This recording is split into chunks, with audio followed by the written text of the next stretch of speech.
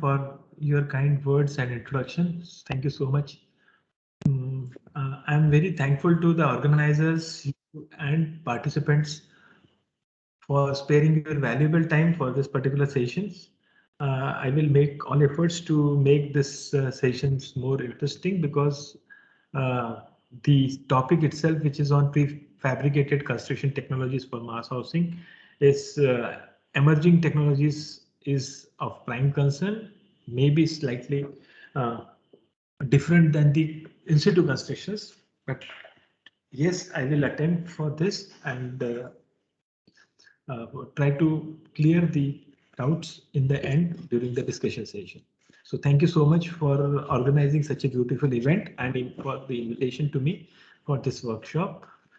So to begin with my presentations, which is basically broadly on the topic prefabricated construction technologies for mass housing, which is very pertinent and relevant topic in present day context and challenges which is being faced by the country as a whole, particularly in terms of shortage of housing in for the people of country in LIG sector and economically weaker sections. So when you have to make the houses in large numbers, so the best option is for a to go on a mass housing industrialized production, which will be basically focusing on safety, serviceability, economy, comfort, and sustainable, and it should be eco-friendly. So all these tenets need to be addressed properly. So looking into that, what kind of technologies we should look into, what and when you are going for these new emerging technologies, a great challenge is about its acceptance, about its performance, because we have seen in past in other countries during the earthquakes, such technologies have failed miserably. So for that purpose, definitely before giving such technologies to the people of the country, we have to test it from all the perspective. So in my presentation, I will be focusing more on motivation. What are the different technologies and technology levels in globally and in India, where I'm trying to benchmark our country in technologies. Technologies are concerned in terms of construction technologies, and we will be talking about the building complete system level technologies. Thereafter, I will so before going to the system level technologies, the journey was began with the component level prefabrications in our country. So that will also be discussed in my presentation primarily, and based on the component switching from component level prefabricated technologies, I will be switching on the emerging technologies. So there are Government of India has already pinpointed around 8 to 9 emerging technologies.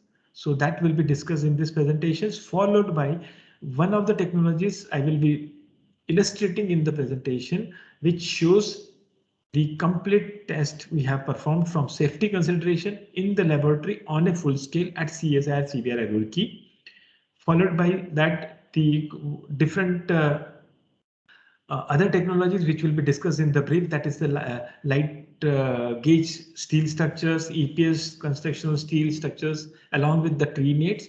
And now at the end, I will discuss about the 3D concrete printed buildings.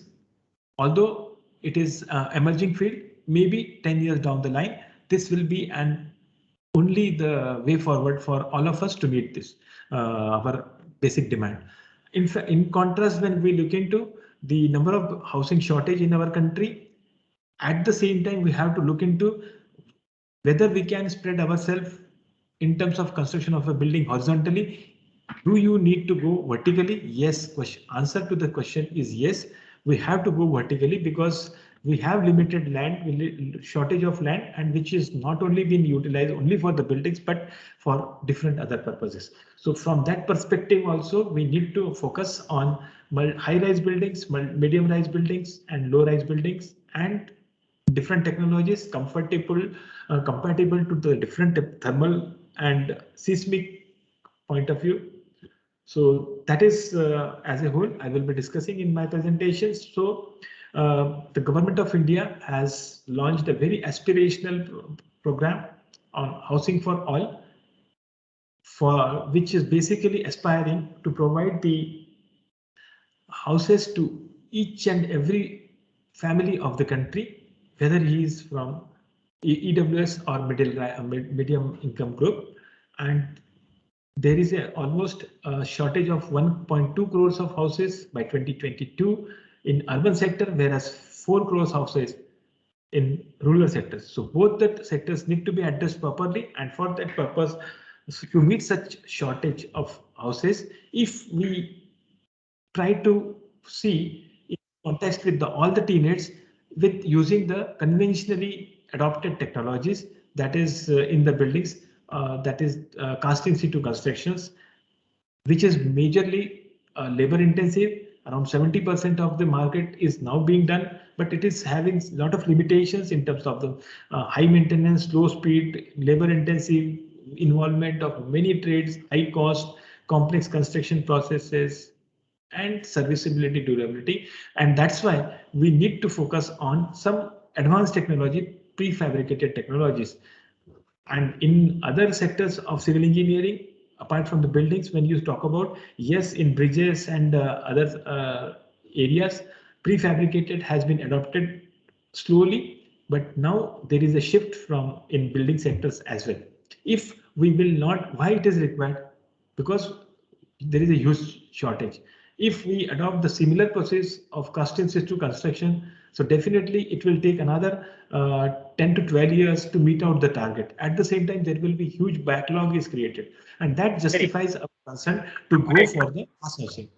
And when you talk about the mass housing for all, government of India's aspirations, so while focusing, government of India also focusing that these technologies should be disaster resilient, better quality of construction, low maintenance, speedy construction, cost effective, eco-friendly, better in fire and thermal efficiency, sustainable.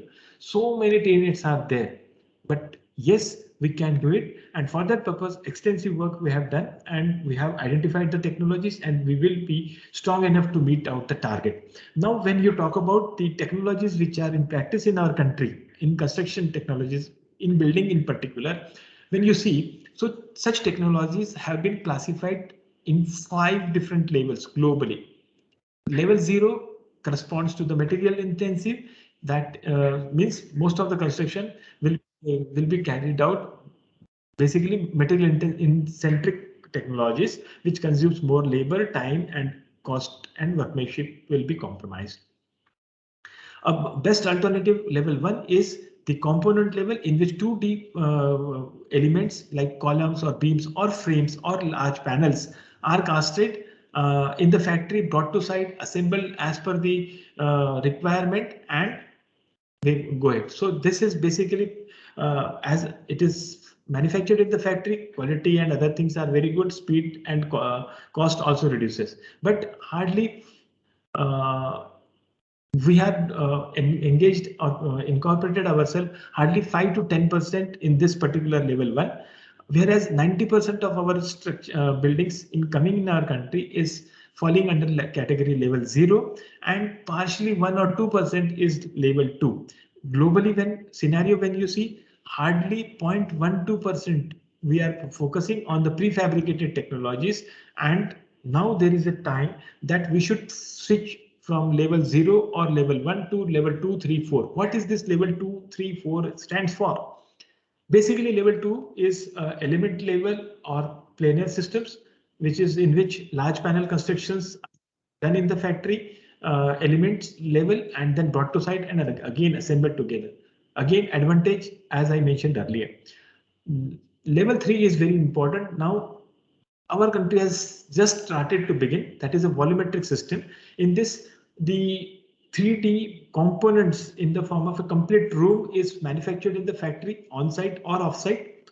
Then, which might be semi-finished and brought to site and brought to the locations. and it is in the form of a modular in nature, cubicles kind of, and it is laid one over the other, connected adequately at the site, and then finishing is done. So this is what the modular 3D modular prefabricated or constructions. Now it is evolution stage in our country at the moment. Level 4, which is widely being used in European and Western countries, which is basically the finished 3D modular construction, in which not only the civil engineering components, elements, cubicles are cast in the factory, they are finished then and there.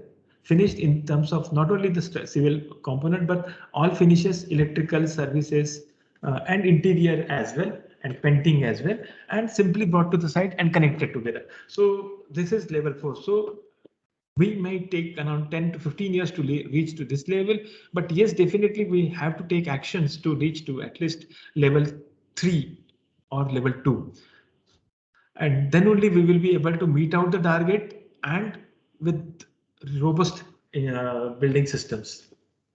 So before going or thinking of any technology, one has to be very particular to understand our customer or user.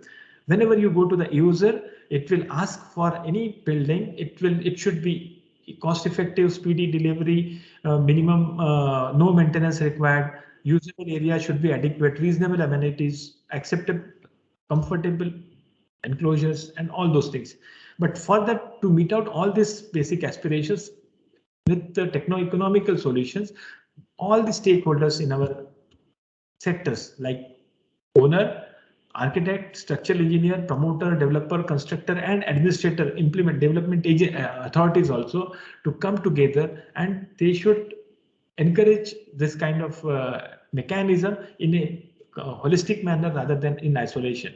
Then only the foolproof solutions, housing system industrialization really appears. This particular demand was foreseen by CBRI maybe 3 to 4 decades back, and CBRI has ventured into the development of prefabricated building components. Means it was an element level attempt, precast in the factory and brought to the site and assembled. So this components were began initially in old days. It was begin with blocks, then hollow concrete blocks, then it was into the brick panels, then RC plank and joist systems, then FAFL units, and so on and so forth. At the same time, when you are thinking of any mechanized prefabricated building construction, you cannot rely on the you have to do on a mass scale production. You cannot rely on the human or human centric activities. You have to do certain mechanized mechanization into the construction process or manufacturing process. And for that purpose, CBRI has developed enormous number of equipment. Now there are different equipments available in the market, which manufactures in a very quality products in a shortest possible time with minimum wastage. Like we began with manufacturing of blocks, hollow concrete blocks, RC plank, joist, precast, prefabricated in the factory, and which minimize the usage of labor, but quality and other things are assured. So this is how the manufacturing has begun, and now that manufacturing was not limited to the blocks and RC plank joist, but also the non-structural element like projection systems, chhajja projections, staircases, and hollow concrete hollow core slabs. And in addition to that, mini climbing crane, because material handling is also challenge. So for that purpose, mini handling crane, economical and very easily mounted on a limited space, that has also been developed. So in short, we have taken a step to go forward to the prefabrication and integrate with the mechanizations as well. When you talk about the prefabricated these things, even when you are thinking of nowadays, there are alternative formwork systems are coming. So there is you can leave the formwork then and there, or otherwise very lightweight formworks are there. So you don't have to waste your time and money and efforts in putting the formworks for a larger period. So for that purpose, in mechanizations has slowly began in our country, like for for this shuttering and staging, the rail climbings are also used. Then for the flexible, because most of the time we have seen that the wooden formworks are limited. We have our aspirations are also changing.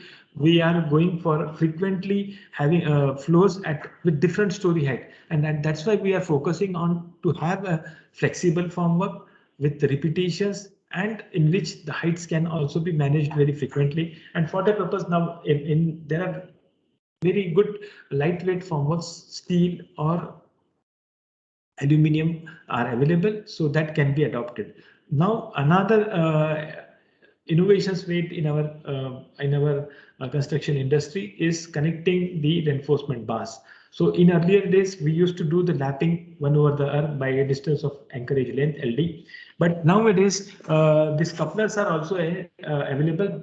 Couplers are nothing but an element which connects the bar end to end and provide adequate and equal amount of strength and stiffness and ductility as you achieve during adequate lapping. So again, this is a cost-effective solutions for the bar diameter having 16 mm plus. So definitely you will save around 30 to 40% of cost in which you are incurring in the lapping by providing the couplers when you have the diameter more than 16 mm. Another intervention, so this is now it is in our course, so we should promote use of couplers in to avoid the laps and connecting the bars in construction sectors. Recently, we have also understood the challenges faced or impediments faced in our either prefabricated building constructions or in situ traditional way of construction, that joints normally at the end spans, the joints at the joints, we as per the code we have to bend the top reinforcement bars to the bottom and bottom reinforcement bar to the top. And at the same time, our architect friends are fascinating. They are trying to reduce the sizes of columns and beams, and as a result you will come across a limited space at the beam column joints, and that is now covered with congested of reinforcement. As a result, concrete doesn't go into it, leads to the honeycombing due to improper compaction, and as a result performance of joint is affected. And in case of even small shaking, it leads to such kind of a failure. To address these problems, we have come out with the headed bars, which can be attached at the end of the reinforcement bars, in which the reinforcement bars from the beams has to be taken straight into the column up to 75% of the depth of the column, and at this headed bars, which is similar to the couplers provided at the ends, and which basically provides adequate amount of strength, stiffness, ductility, bond, and bond slip failure also much better than the this ductile detailed beam column joints. You will, I'm sure that you will not believe what I am saying. So for that purpose, we have, and I was also having little apprehension in believing in this. So for that purpose, we have developed these headed bars, which have all three different um, shapes, surface shapes. Some are the smooth, some are ribbed, or some are grouped, and they cannot be connected at the end of the reinforcement. And initially we have tested for their pull-out slip on a cuboid, thereafter on the beam column joints, and when they are subjected to repeated push-pull failure, push-pull means cyclic action, and we have observed the parameters, observed its results in terms of lateral strength, stiffness, ductility, energy dissipation capacity, and capacity of the beam column joints. So this is the slide which shows the enormous number of tests which has been carried out, not only on the cast in situ, ductile or non-ductile, but also in the precast as well as cast in situ beam column joints. And we have observed the performance of the headed bars, particularly the grooved headed bars, is exceptionally good. And based on the extensive experimental work, we have developed the codal provisions and design criteria in which what should be the strength of the headed bar material, how it is to be connected. It can be connected either by screwing or but that size again will depend upon the diameter of the bar. If it is a 12 mm dia bar, so what should be the head diameter? What should be the head length? So this is the diameter of the head. This is the length of the head, and how many grooves you need. All those things has been optimized by extensive experimental work, and at the end, commercial angle, we have calculated how much cost effectiveness I can achieve in contrast with the reinforcement which is placed in terms of bending of bar into the beam column joints. Particularly, this is a great challenge at the end span. End span means where the building is supposed to end. The beams are not protruding out beyond that particular column. So this is a end span mechanism, and for that purpose, when we come out and we calculate, so such headed bars are also very effective for diameter 16 plus, and as your diameter of the main reinforcement grows up, your benefits or saving in cost also increases. So it is ranging from 30 to 60%. 30% for around 16 mm diabar and 32 mm for 32 mm diabar.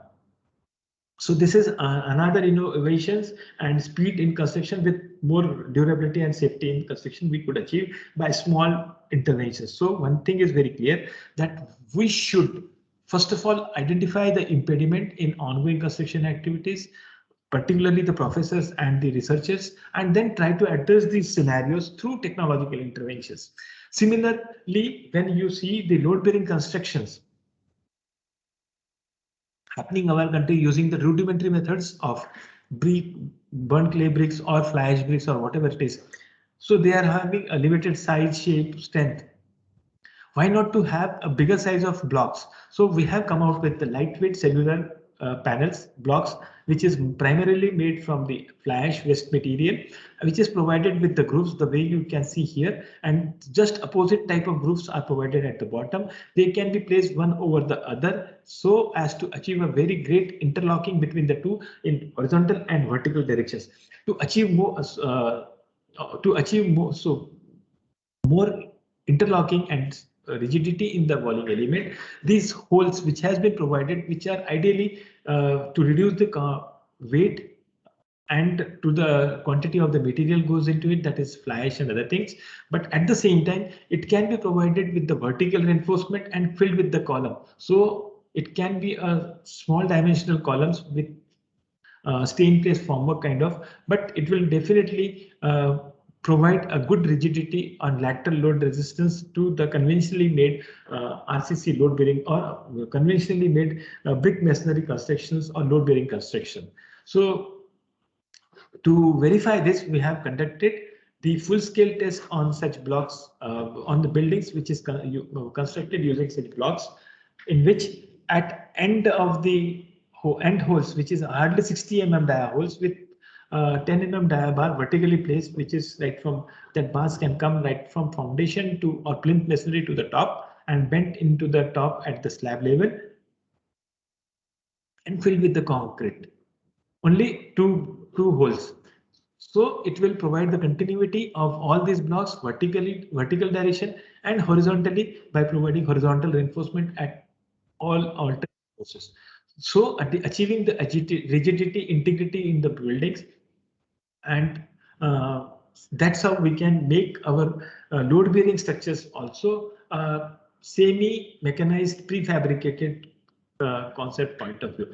So this is the advantage we can achieve all the teammates what I have discussed. And in terms of strength, yes, experimental and numerically also we provide proved that yes, system is proven, can be adopted in construction process up to 4-story in the seismic region, seismic zone 4 also, or 5 also. Now, take a move on to emerging technologies which Government of India has notified. So in our country, there are large number of prefabricated or industrial based constructions happening. So apart from the conventional building systems, cast in situ formwork, that is the formwork, either stay in place or removable formwork, maybe of steel, aluminum or plastics, which can be provided, and that will be in the modular in nature, lightweight, and when it is provided and you pour the concrete into it, the surface being very smooth, you need not have to uh, do the plastering. So that is the biggest advantage. Apart from that, it provides very exceptionally good speed. And only the limitation of this particular technology is that you need certain given number of repetitions. So that those repetitions, in contrast with the wooden or plywood shuttering, which generally are acceptable up to 30 to 32 repetitions, whereas the steel or aluminum and plastic shuttering can last to around 74 to 100 repetitions if handled carefully, and provides the better surface finish and speed in the construction. So that's why when you have modular designs, you can adopt this cast. I will show you the picture also. That will be more clear. Apart from that, industrialized prefabricated concrete systems available in our basket in our country are 3S systems using precast column, beams, cellular lightweight slabs, or precast wall panels. So this is falling in the category of level 2 to 3. So this is widely being adopted in our country for mass housing, maybe for the high rise as well, up to 20 story, not only in the seismic zone 2 but also in the seismic zone 5. And I will elaborate more in detail about this particular technologies in terms of how we have conducted the various functionality test on this, which tests include not only the axial or lateral load test. Lateral load test means seismic tests, but also the water tightness, because whenever you are dealing with any kind of a prefabricated building, not only the prefabricated but conventional building also, you have a lot of problem of water leakage, seepage. So you are building, when you are constructing, you should ensure that adequate water tightness is assured when the building is finished, because if not done, it will uh, allow the ingress of moisture, and which will result into the service life of the building due to the corrosion. So that those tests also we have performed here in a very innovative fashion. I will discuss later on. So apart from that, acoustic, thermal insulation, then comfort, all those aspect needs to be tested. So whatever the emerging technologies you have, these need to be evaluated from all the safety consideration, acceptability consideration. Then only it should be given.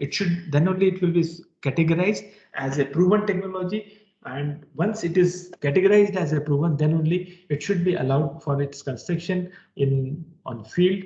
Otherwise, if we permit the way, it will lead to a catastrophic failure and bad name of civil engineers in years to come. So that's why we should be very careful about the emerging technologies.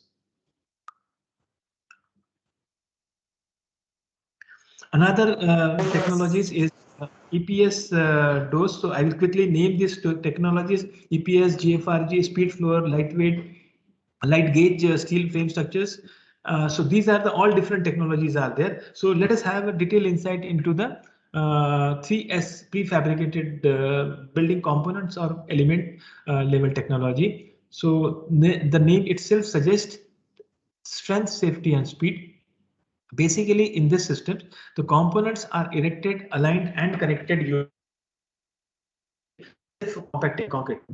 That means basically the columns, if you consider, so these columns in which it is designed basically, and based on the design, whatever the reinforcement are required, that is provided in a shell, and the outer shell is around 40 mm thick, 40 to 50 mm thick, with adequate cover and cover for the outside, and inside core area is left hollow at the factory level, brought to site, and the reinforcement are protruded outside, and you can see the grooves the way you can see in this picture, the grooves are left, and that is basically to provide the support to the beams. So the beams are again half cast beams with the protruded reinforcement for the stirrups, and the beam reinforcement are protruding and taken into the column reinforcement, and uh,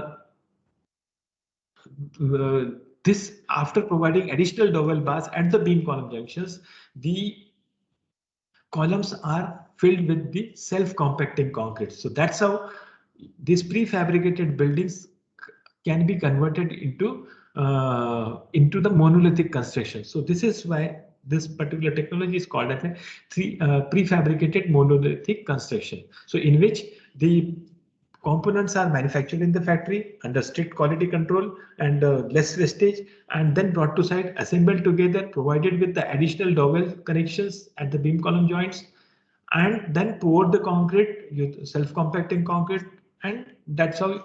And these beams, they are left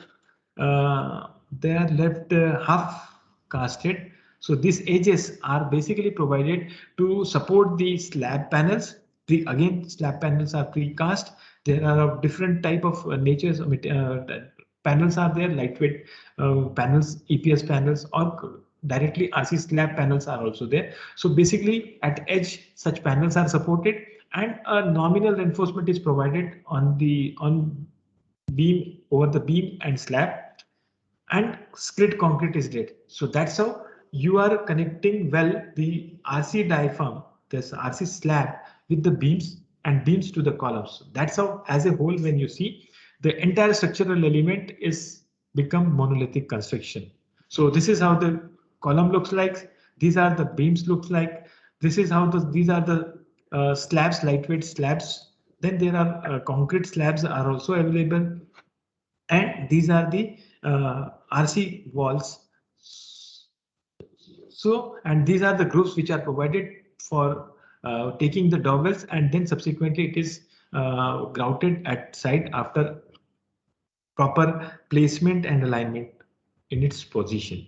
So apart from that, different loft, lift wells, all these are can be done. So this is basically this is how the construction of this 3S prefabricated building components are done.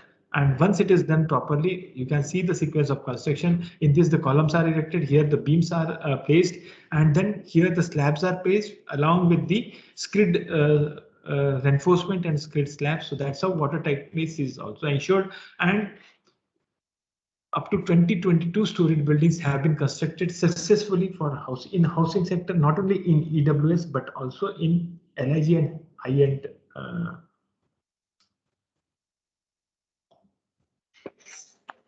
buildings for the high income groups in Mumbai and other part of the country.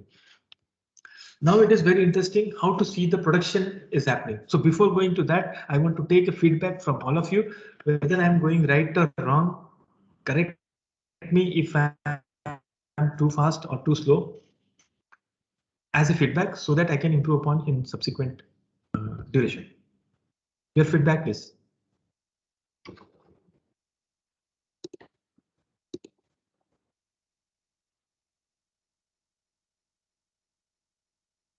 Any participants, please come forward. Please comment. Yes, sir. It is in perfect pace. Is it okay? Yeah, Yes, sir. it's Okay, sir. It's okay, sir. Okay, thank you. It's okay. I will then move forward.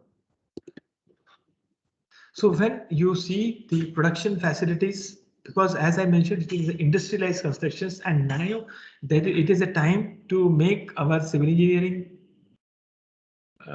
structures also industrialized one, and for that purpose we have to be very accurate in terms of its size and shape. So standardizations of our plan is very essentially required, and then modularization of our building component.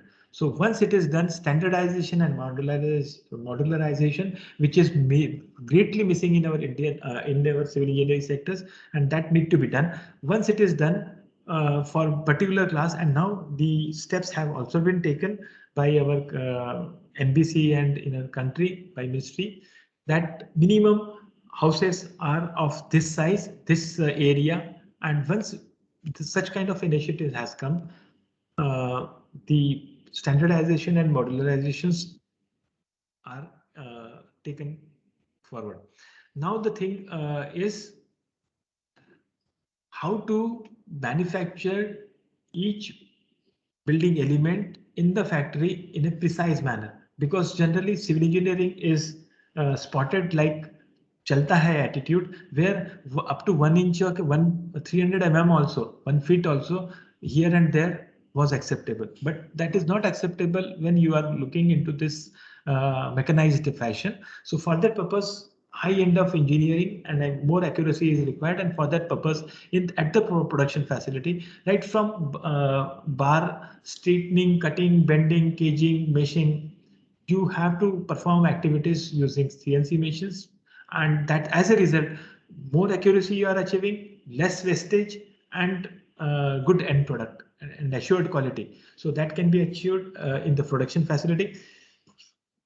In the production facility, there, when you are manufacturing, that is not 1, 2, or 3 slabs. So there are hundreds of slabs are there, hundreds of columns and beams are there in one particular shed, and that's why it is a system called, this is a system which is called as a carousel systems for column, walls, slabs, and there are long line of batteries, and in fact to the curing is also one of the important aspects. So normally for such elements, the steam curing in a oven is carried out. So that's why we can again reduce the carbon footprint, reduce the wastage of water, and important thing is time for curing is also not required as you are doing in the conventional way. So maximum 24 hours steam curing is adequate to the desired strength and handling process. And important thing again, while manufacturing all this product, is that they should be designed for the given load. Apart from that load, important load is handling and transportation, and for that purpose adequate connections and supporting hooks we have to provide, so as to have good efficient handling and transportation, and it should not damage particularly during this process. So that is also very important activity. Then as a infill, now we are very much after the AAC blocks, that is autoclave aerated concrete blocks. So for that purpose, it's ideally very good solutions. But we, again, in that, when you are dealing with AAC blocks, be extremely careful, particularly where the temperature variation is extremely high, because if you doesn't have any carefulness, then you will have a lot of complaints in terms of cracks when this such blocks are placed as a infill material in the moment resisting frame systems, because when you are constructing any frame systems, it is susceptible to go under slight deformation in vertical and horizontal direction, and such blocks having a very poor compressive strength, 3.5 to 4.5 MPa, but light in weight, larger in sizes. So that is the biggest advantage. Apart from that, water tightness and thermal comfort, acoustic comfort are good features with this. So we are blown away with these features, but at the same time, because of poor compressive strength and shrinkage, creep and shrinkage, a very poor performance, we are facing a lot of problems in a lot of buildings. What is the solution for this? Is that whenever you are dealing with implementation of AAC blocks, you have to be very careful that you first of all ensure that adequate curing has taken place. Normally in run of production, business people are doing steam curing hardly for limited period of 10 to 12 hours. So you have to ensure that it has to be cured properly for at least steam curing for 17 or 18 to 24 hours. Upon its production, curing, when it is brought to the site, it should not be used immediately. It should be left in a weathering condition for at least 56 days, so that whatever the creep shrinkage need to be take place, that will happen. And after 56 days, you place this products in its place. So that's why demand always the compressive strength, after all the apart from this engineering parameters, the manufacturing date of this product. So this is another important aspect. Another important care you have to take is when you are providing this, so you have to use the mortar which is a pre-mixed mortar, not the conventionally 1:4, 1:6 mortar. So pre-mixed mortar ideally with having a thickness of 3 mm will be providing more control of your masonry work. In addition to that, whenever you are connecting whenever you are constructing such walls, provides RC band at sill level and lintel level, maybe 75 mm thick. So even if certain cracks are happening, they will be arrested then and there itself. In addition to that, at the below the beam soffit, generally we have an habit to fill that particular beam soffit with mortar and other crucible hard material. And when your beam undergoes a minor deformation, what happens? The stresses are passed on this walls, and these walls are highly stressed and they are leading to vertical cracks, particularly at the joints or sometimes at the mid length of the AC blocks.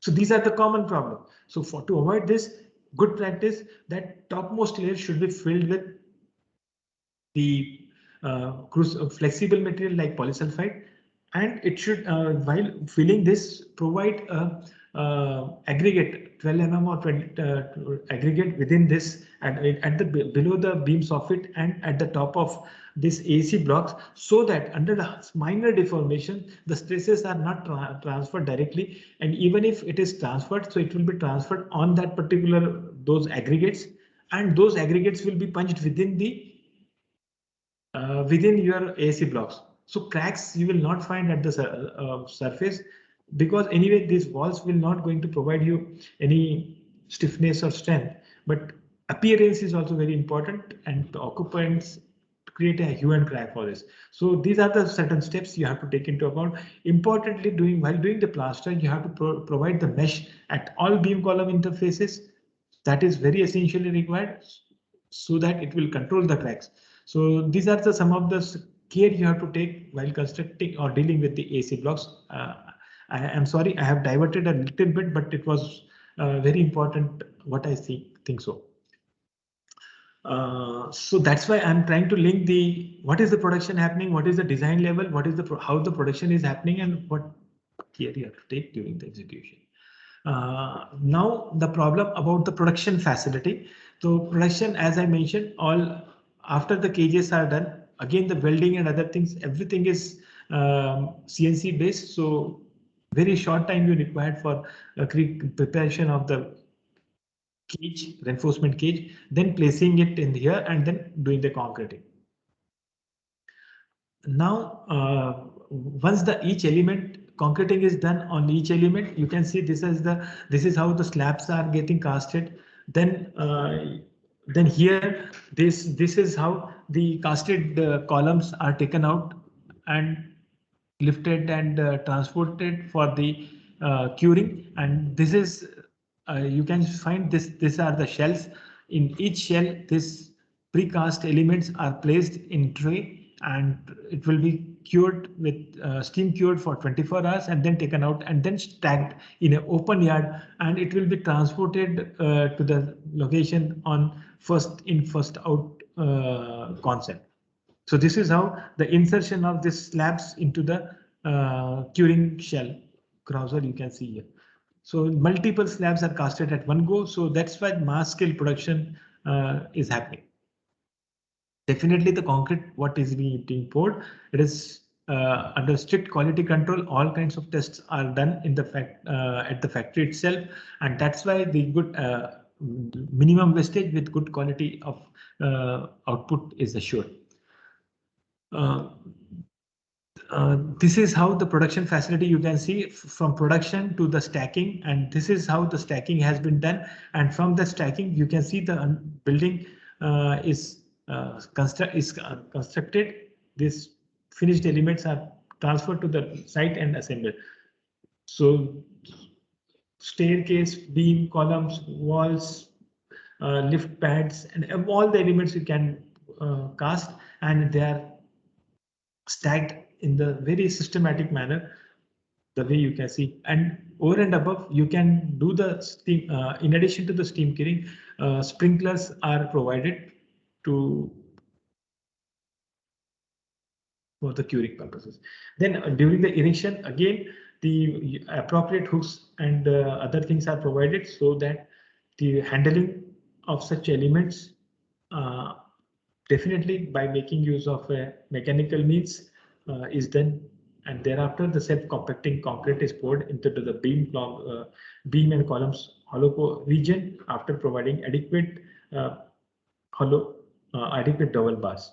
So typically, this is how the detailing of reinforcement is done. So the red colors are reinforcement, the outline is this, and hollow portion is filled with this. So everything has been explained. So all these things have been derived. That means detailing of the reinforcement have been derived from SP34, and some of the detailing for has been taken from New Zealand code 3101/2006. And further, after implementation of all these codes, all these systems, definitely before taking into the field, has to be tested. So tests have been performed on the component level, like simple beams have been tested. Then on one system level under static load, then multi-storied building under again the static load, in which the 1.5 times the dead load was loaded on the floors in terms of a cement bags, cement bags, and it was instrumented from deformation considerations. And after the loading, it was monitored around for 3 days, and after unloading again, the reversal bending is also monitored, and it has to be checked from various acceptance criteria. So upon doing so, important aspect which was very pertinent is earthquake. So whether such buildings are adequate enough to resist the lateral loading, earthquake loading. So for that purpose, at CBRI, we have constructed a full-scale facility in which two-storied building of this system was carried out, in which the cyclic load was created under incremental displacement control loading, lateral loading, and the actuators were provided at different floor levels to provide the incremental displacement loading. And for that purpose, the system was raised, and the response of the building was noted by means of strain gauges and LVDTs and load cells, and acquired in the data acquisition systems. And based on the results, this is the time history in which the displacement control lateral loading was applied on this particular full-scale building, and the response was loaded at different critical locations, and it was tested up to the ultimate load. During the test of loading, the behavior of the building and each component and each joint was also meticulously observed, marked, and how the cracks are initiated, how the failure is happening, what is the mode of failure, everything was noted clearly. And such critical locations wherever the crack initiations was done, so have been identified, and that was further strengthened in order to increase the system level performance.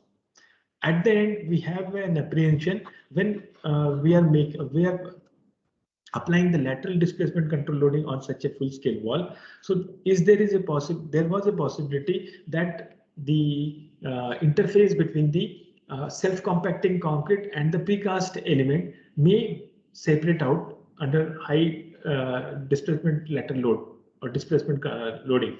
So for that purpose, we have taken the course at different critical locations, particularly at the large, intensely drifted region, failed region, and then studied the interface between the precast element and the SCC. So we could find at all the locations there was no separation as such. So definitely the performance of is assured, and monolithicity in the structural element or in the entire system level is achieved. In short, based on the observations, the detailing which is given in the SP34 and the NZS 3106 have further been modified, and now this particular system is applied in the implemented in the factory, in the land. So the response was noted, and then we plotted the load displacement curve, and based on that, initial strength, stiffness, lateral load, ultimate load, ductility, drift, all these dynamic properties and static properties of the system level properties have been extracted, and which showed that the this particular building is well comparable to the conventionally constructed RCC monolithic construction, RCC frame structures, and with given detailing, we can adopt for the even in the high seismic region. Other emerging technologies, I will just go quickly, and then I will come to the different functionality tests. So another monolithic concrete construction technology, just as I mentioned, so it was done with the RC precast RC beam columns, wall panels, and other things. So alternatively, it can be done using modular formwork systems, which can be made of aluminum, plastic, steel, or composites. And only thing is, it needs certain repetitions, but definitely once it is done, it will be a very cost-effective approach. And after providing the shuttering, the concreting is done, and that's how you get a monolithic this. So you can have how this.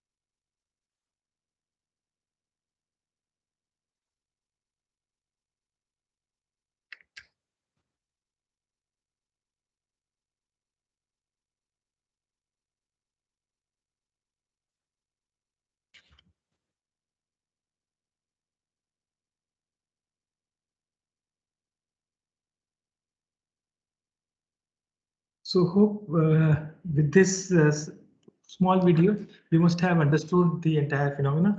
Now let's have a look on the precast large panel constructions in the similar fashions. The way you do the monolithic constructions, the large panels, means walls, are also casted in the factory, brought to the site, assembled together. So there are two types of precast concrete elements, namely the precast RC elements and precast pre-stressed concrete elements. And the advantages of pre-stressed is very well known, that very widely adopted for the large panel or large pan constructions. So apart from that, the pre-stressed and precast technology using hollow core slabs or beams or slabs is also being widely used. Specifically, these hollow core slabs are adopted in the cases where large span construction is required. But these hollow portions are basically again plays a vital role in accommodating the services as well as providing the thermal comfort. Only one has to be extremely sure that adequate amount of pre-stressing and corrections is assured. And over and above, after laying the pre-stressed element, one has to be careful to provide the nominal reinforcement and skid concrete from water tightness perspective. Another technology which is called as an insulating shuttering kit, in which it can be classified as in which mainly the core portion is filled with the EPS sheets, and over which the GI mesh is provided, and it is either plastered or shotcreted. Advantages: lightweight structures, very good integrity, and thereafter excellent thermal comfort. So these are the advantages which you assure you get from the insulated shuttering kit. And only thing is this is limited to up to 2 to 3 story, and or otherwise it can be this technology can be adopted as a filler walls in RCC frame structures or steel structures. Uh,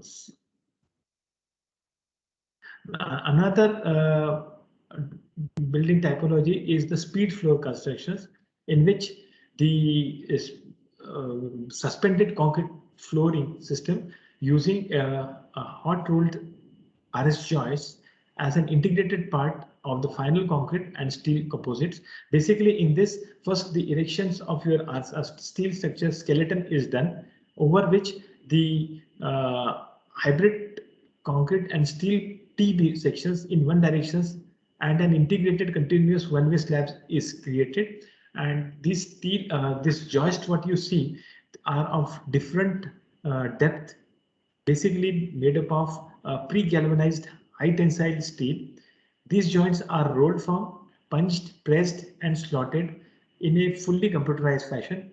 And it is basically pin arrangement is there to fix this joist at the adjoining main or primary beam sections.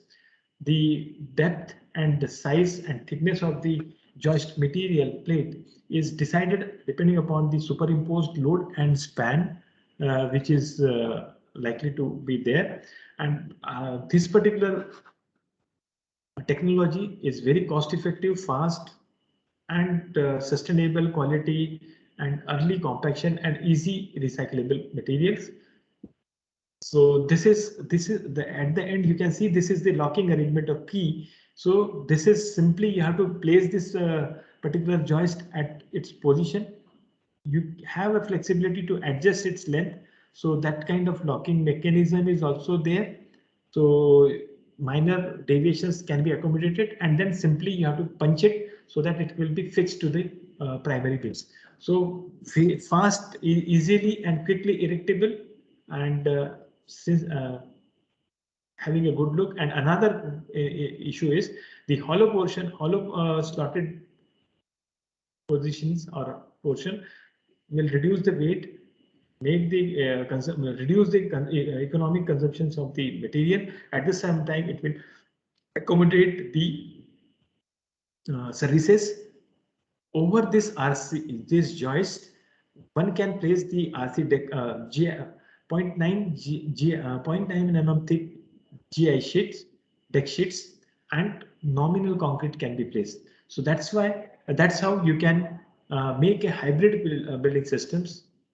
Once constructed, you will not be able to distinguish between such hybrid buildings with the conventionally constructed building with all kinds of TNET features. Another facet, one second. Another construction technology which is coming in, we have in our basket is the light gauge steel frame structures. One second. Hello, हाँ sir ji ji ji ji ji ji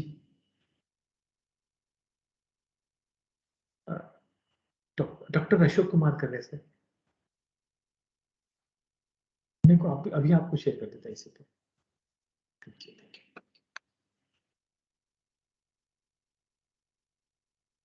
one second sir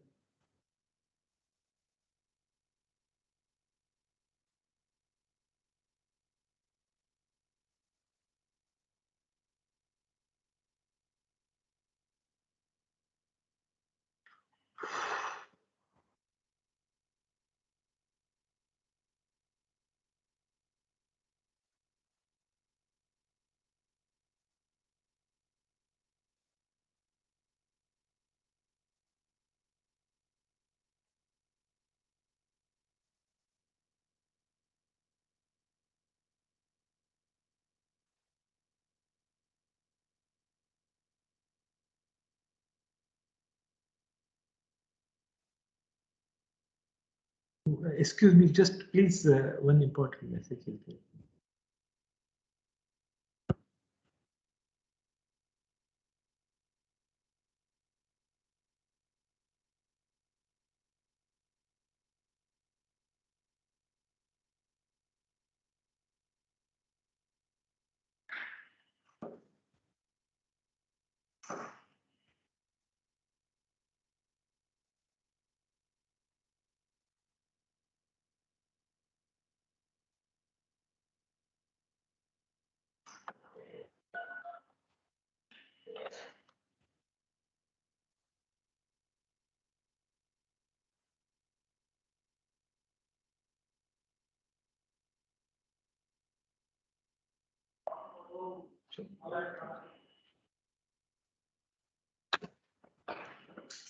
No, sorry.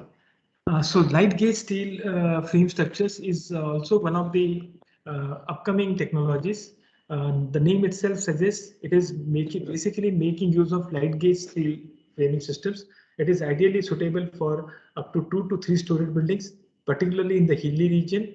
And because of lightweight and thin sections, we have to limit its number of stories. But ideally speaking, ideal situation, it will be utilized in high seismic region up to 3 to 4 story, and infill walls can be alternative boards. Nowadays, very predominantly adopted boards are that on this framing system, you have to provide the asbestos AC sheets 3 mm thick on either side and pour the gap of inside core with EPS concrete, that is in which around 90% are the EPS balls, and rest of the things is a mixture of cement and fine sand.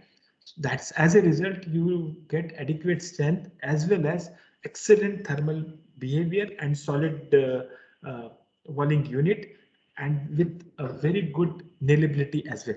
So this kind of a EPS panel boards or any other kind of boards you can apply so that you can achieve good thermal properties as well as excellent seismic resistance also.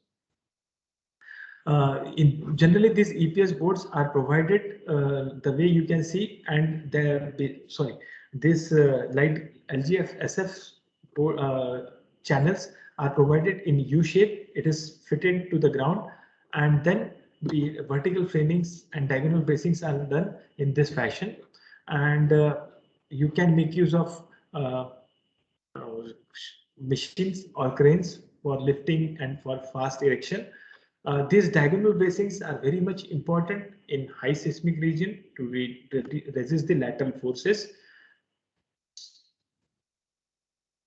Another very important emerging technologies, what I will say, the 3D volumetric precast constructions. So in this entire three-dimensional, you can say, house or blocks are manufactured in the factory or on-site or off-site.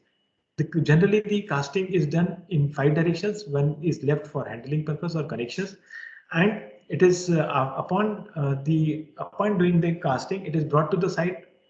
All the modules are laid one over the other, connected properly, and they are either finished or semi-finished. And this is how you can achieve a very fast pace of construction with excellent quality. So to have a better insight, if you are interested, I'd like to share again a very beautiful movie on this, on the new emerging. Only 2 minutes. So are you able to see the movie? Sir, yes, sir. The video is running, sir. Video is visible? Yes, sir, it's visible, sir.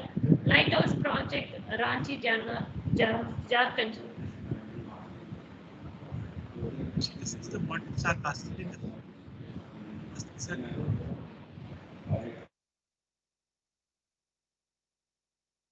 end walls are casting into concrete. Is iPod that is important behavior is manufactured. The factory just starts these two concentrate in the fields.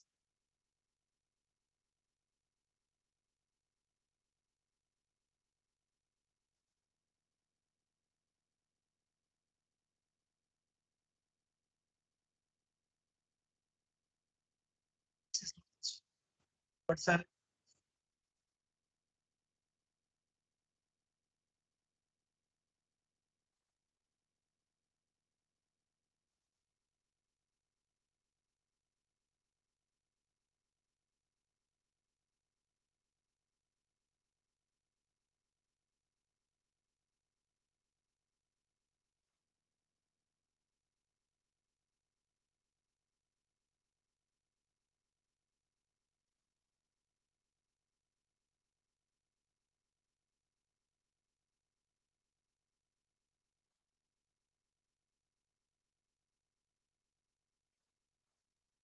this is inverted. Things which is at the that is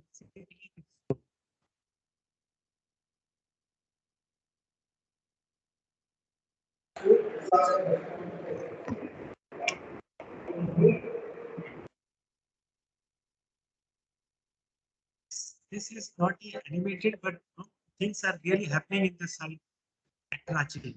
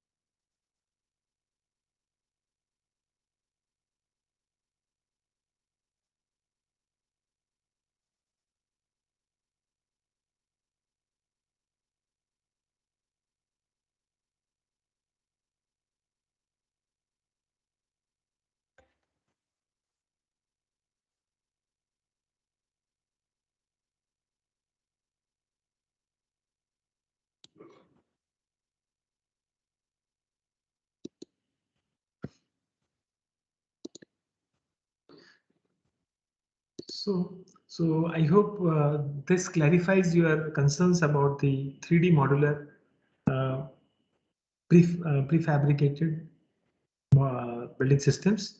So now there are hardly 10 minutes to go.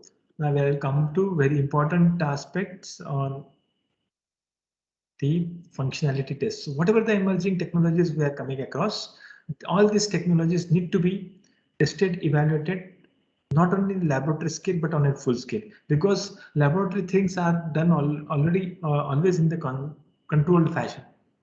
But that may not lead to the very realistic results which is happening at the site. So that's why what we do, we have done at CBRI. I also invite each one of you to CBRI Roorkee to witness our test bed, in which we have developed a construction technology demonstration park, in which different buildings have been constructed, two-storied buildings having total area of 1200 square feet, having same geometrical and plan uh, dimension and size shape. Only things, our technology is different. Some are using prefabricated building components, some are modular, some are 3D printed, some are light gauge steels, some are dry construction, and few of the buildings are of bamboo constructions as well.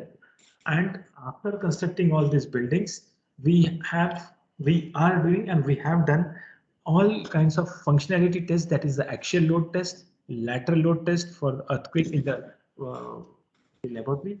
Then very important is water tightness, that leakage and seepage. So for that purpose, we have done this particular test by two approaches. One is by doing ponding on the floor area, and then observing the leakage from joints and different elements, and not only by visually but by IR infrared images, and in which even a micro drop leakage can be traced. So you can see these pictures in which we used to take the picture before the ponding of water, after 3 days, after 7 days, after 14 days, and then comparing image by superimposing each other. And the blue portion, dark area, sometimes shows the water leakages.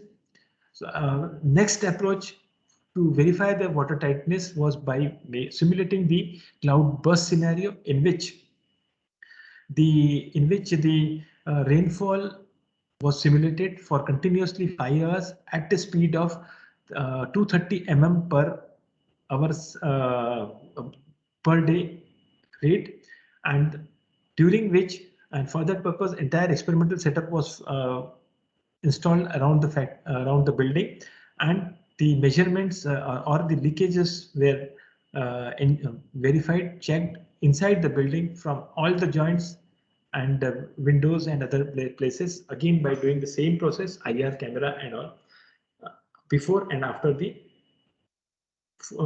continuous rainfall. Similarly, we have conducted the thermal studies by thermal noise insulation and relative humidity, and indoor air, outdoor air quality studies by installation of the sensors at different locations inside and outside of the building, and capturing the data throughout the day, different seasons over last 2 years.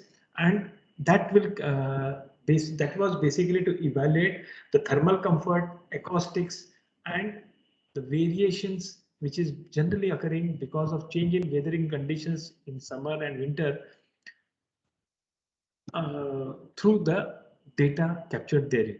So this is this kind of a test base that also allows us to select, ideally speaking, which type of material should be adopted for different geoclimatic conditions. So this test facility is already there. So you all are welcome to CBRI to see the facility.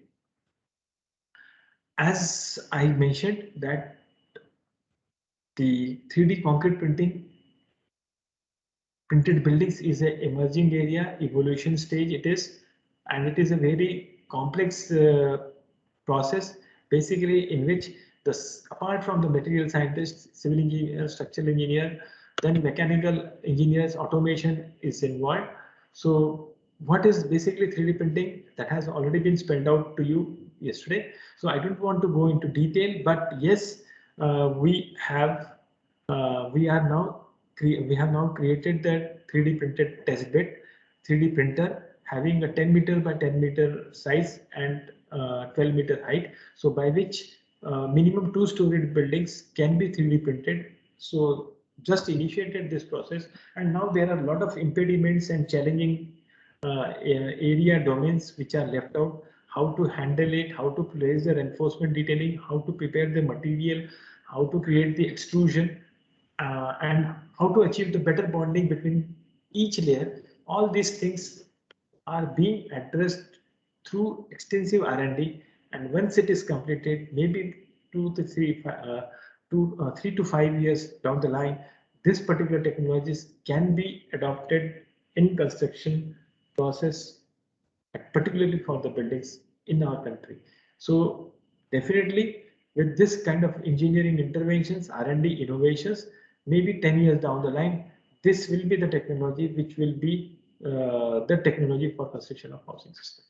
In summary, I should say the prefabricated building systems or building technology is a promising technology for mass housing, rapid constructions, meeting all the T needs: safety, serviceability, economy, comfort, sustainability, and social acceptance. Apart from that, to meet out all these needs, all the technologies should be verified beforehand. It is taken from lab to land, and for that purpose, the bed, what we have created, this kind of a rigorous test need to be done. Then only it should be classified as a proven technology. We have extensively worked on the component level in earlier days, 3 decades back. Now we are moving to the system level, and now we will be going to perform test on volumetric construction process, for which it was never attempted by now, based on the experience gathered on precast, prefabricated 3S building systems. So for that purpose, the challenges are more, lot of impediments are there in the practice we have identified. We are venturing into to address those impediments through innovations, and definitely for that purpose, R&D collaboration between industry and R&D organizations, academia like us is required. I welcome you all to our test bed. I encourage you to visit the CBRI and to become a part of this R&D endeavor by nominating your students as a part of their curriculum, or as a engineering or summer training programs, 6 monthly or yearly. That will be much better, at least for the MTech students, so they can also learn how the tests are to be done, what is the experimental methodologies to be adopted. It is not simple trial and error, but yes, you have to, it goes a lot of efforts into it, so they will understand very easily. And for disseminating our knowledge, experience, we have brought out several booklets, information brochures, books, good construction practices, which are available at our website. You may download from our website. The link is given herein from CSIR-CBRI website. So thank you so much for your patience, hearing, attentions, and sparing your valuable time. And I know that the journey will continue, is now for again generations to generations, but definitely we don't want to bring a bad name from our next generation people, younger people. So for that purpose, we have to put holistic manner efforts. Thank you so much for your attention. Thank you. Thank you so much, sir. Thank you for your wonderful presentation. Participants, if you have any queries, you can ask to sir. Otherwise, you can post it in the chat box. Sir, one question from participant. The training for the students is free or paid? It's very nominal charges. Basically free, nothing is valued.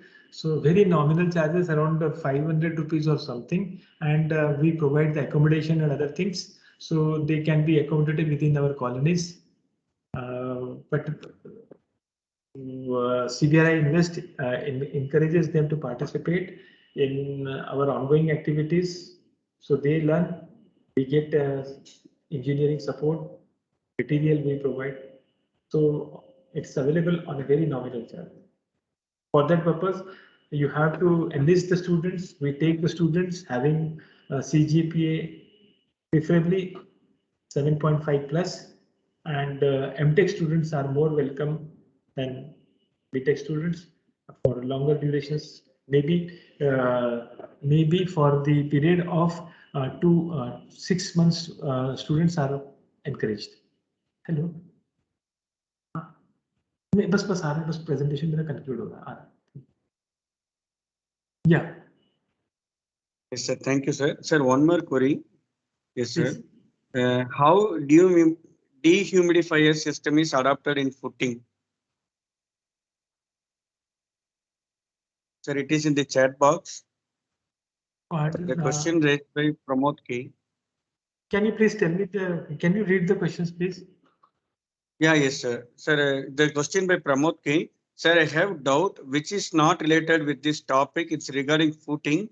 How dehumidifier system is adopted in footing? Cast in situ foundations are generally adopted in the for the such buildings. Okay, and the superstructure is prefabricated or precast, because foundations is prefabricated foundations can also be adopted, but thing is, challenge is that it is changing from place to place, the geological geotechnical conditions. So most of the people, by the time you construct or complete your foundations, your prefabricated elements are cast in the factory and brought to site, and you can save the time. Yes. Participant, any other queries?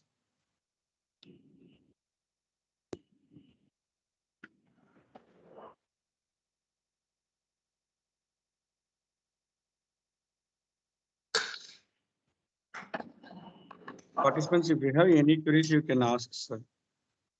Otherwise, you can post it in the chat box also. If they didn't have queries so much and all they are thinking, so it will be good practice. You can compile the queries, send it to me. I will reply the queries in writing. Maybe later, no issue.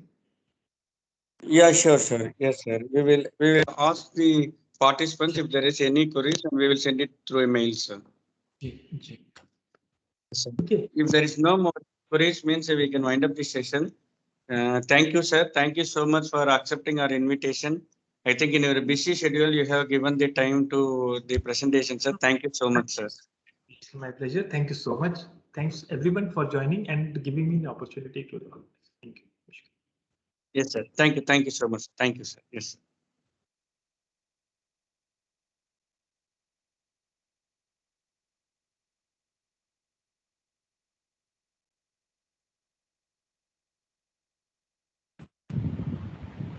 Thank you, participants. Now it's time for lunch. So kindly all join for the last session of our FTP at 2 p.m. So after the last session, we have an assessment and a live feedback session also. So kindly join at 2 p.m. sharply. Thank you all.